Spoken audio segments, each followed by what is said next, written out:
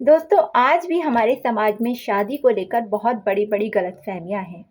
जब किसी लड़की की शादी होती है तो आज भी लोग यही कहते हैं कि अब तुम दूसरे घर में जाकर खुद को सँभालना, अपने घर को सँभालना, अपने पति को सँभालना। और जब किसी लड़के की शादी होती है तो उससे ये कहा जाता है कि अब तुम्हारी बहू आएगी तो तुम्हारी ज़िंदगी बदल जाएगी, वो तुम्हें भी सँभालेगी और तुम्हारे घर परिवार को भी। लेकिन क्या सच में शादी का यही मतलब है?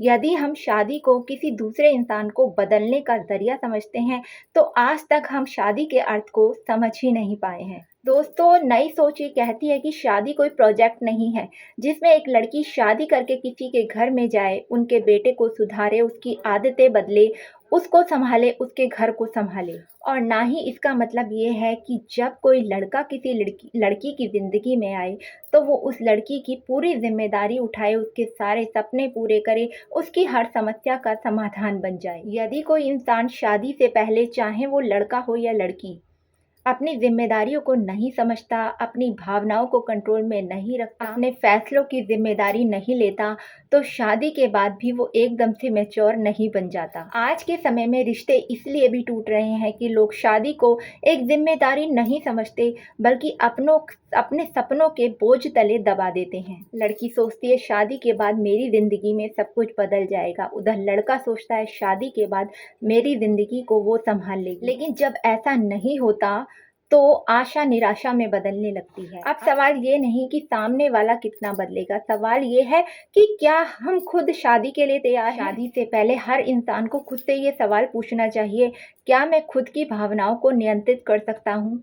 क्या मैं गुस्से में भी सही फैसला ले सकता हूँ? क्या मैं आर्थिक रूप से ज़िम्मेदार हूँ? क्या मैं सामने वाले का सम्मान करना जानता हूँ? क्या मैं मुश्किल परिस्थितियों में भागूँगा या दूसरे इंसान के साथ खड़ा रहूँगा?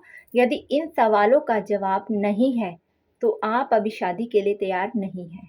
यदि इन सवालों का जवाब हाँ में नहीं है, तो शायद अभी शादी का समय नहीं आया। एक मजबूत रिश्ता दो अधूरे लोगों को कभी पूरा नहीं करता, बल्कि दो जिम्मेदार लोग ही एक मजबूत रिश्ता बना सकते हैं। दोनों को ही एक दूसरे का सहारा बनना चाहिए, लेकिन किसी एक की जिंदगी का बोझ दूसरे के कंधों पर नहीं होना चाहिए। मान लीजिए एक लड़का अपनी हर छोटी बड़ी जिम्मेदारी का बोझ अपनी पत्नी पर डाल देता है, तो कुछ समय बाद वो पत्नी थक जाएगी। इसी तरह अगर कोई लड़की भी अपनी हर खुशी, अपने हर सपने का और अपनी हर ज़रूरत का बोझ केवल एक लड़के के सिर पर डाल दे, तो वो लड़का भी कुछ समय बाद थक जाएगा। रिश्ते तभी पूरी तरीके से निभते हैं जब दोनों अपनी अपनी पहचान बराबरी से बनाए रखते हैं। शादी में प्यार बहुत ज़रूरी होता है, लेकिन प्यार से घर नहीं चलता।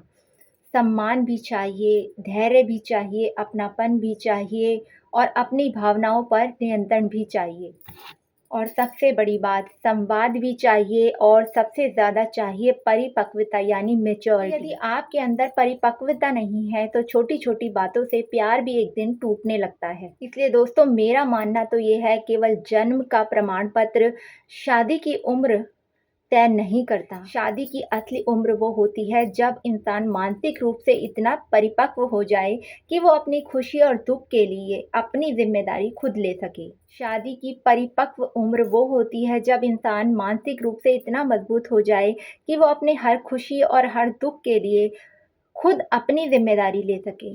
जब वो दूसरे इंसान का सम्मान करना सीख ले, जब वो रिश्तों को निभाने के स्तर तक पहुंच जाए, शादी तभी होनी चाहिए। अगर लड़का लड़की दोनों ही शादी से पहले खुद को एक बेहतर इंसान बनाने पर ध्यान दें, तो आधे रिश्ते पर आने वाली परेशानियां तो शुरू होने से पहले ही खत्म हो जाएंगी। क्योंकि शादी किसी को बदलने का नाम नहीं, बल्कि शादी तो दो परिपक्व जिम्मेदार इंसानों का मिलन है। क्योंकि शादी किसी को बदलने का नाम नहीं, बल्कि शादी तो दो परिपक्व और समझदार जिम्मेदारी उठाने वाले इंसानों का मिलन है। जब दो इंसान खुद को संभालना सीख जाते हैं, तभी वो शादी के बाद एक दूसरे का हाथ मजबूती से पकड़कर अपना जीवन बिता सकते हैं। अगर आप भी मानते हैं कि शादी से पहले इंसान का खुद जिम्मेदार और मानसिक रूप से परिपक्व होना बहुत ज़रूरी है, तो आज की इस वीडियो को एक दूसरे के साथ, अपने परिवार फैमिली के साथ ज़रूर शेयर कीजिए।